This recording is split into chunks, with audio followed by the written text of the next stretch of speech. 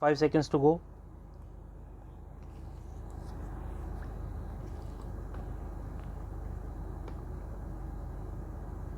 Start. Khan stepped into Islamic politics traditionally controlled by the army. He took a tolerant view of militant Islamic groups like the Tehreek-e-Labbaik Pakistan and pandered to their extreme demands such as the expulsion of the French ambassador over questions of blasphemy. The mobilization of Islamic sentiments has become an important part of Imran Khan's political toolkit to strengthen his political position at home. Beyond domestic politics, he also waded boldly into the disputes within the Islamic world. His attempt to align with Turkey and set up a new Islamic bloc angered Pakistan's traditional friends in the Gulf, Saudi Arabia, and the UAE. The army ensured that he stepped back. Khan also blocked the opportunities that opened up for easing tensions with India.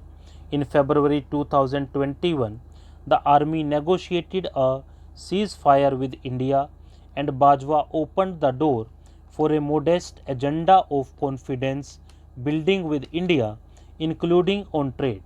But Khan overruled the move by citing India's 2019 constitutional changes in Kashmir. Until now, the civilian leaders sought to improve ties with India, and the army vetoed those plans. Now, it is a civilian leader who takes a more hawkish line on Kashmir and relations with India.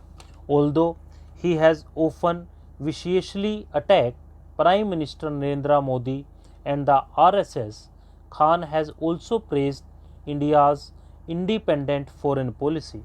It is less a compliment to Delhi than an attack on the Pakistan army that has long nurtured a close strategic partnership with the US and the West.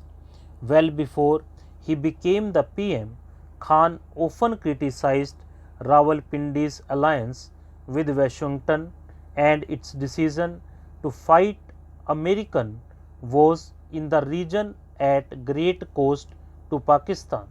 As US China relations deteriorated, he moved closer to Beijing and apparently under Chinese pressure traveled to Moscow as Vladimir Putin ordered his troops to march into Ukraine.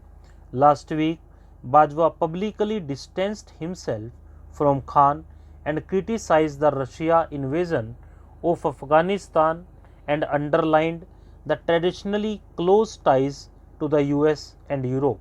In the past, the army used to carefully modulate the deep anti-Western ressentiments in Pakistan to bargain with the US and Europe. Khan has now gone full tilt with his anti-Americanism by charging that the opposition's call for a vote of no confidence is a US conspiracy to oust his government. Hostile foreign interference was the main political argument that was used to dismiss the resolution and dissolve the National Assembly. Imran Khan has embarked on a path no civilian leader has done to confront the army's hegemony on a broad range of issues. In the run up to the elections, assuming they are held soon, Khan is likely to double down on religious mobilization and anti Americanism that could add to potential fissures within the army on the appropriate means to deal with Pakistan's intensifying crisis.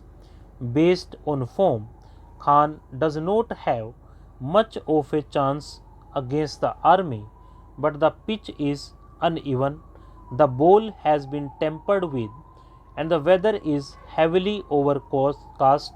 It is not easy to bet on the outcomes. One thing though is certain, this major intra-allied conflict triggered by Imran's Samson-like defiance is bound to have far-reaching consequences for Pakistan's political trajectory at home and abroad. Stop.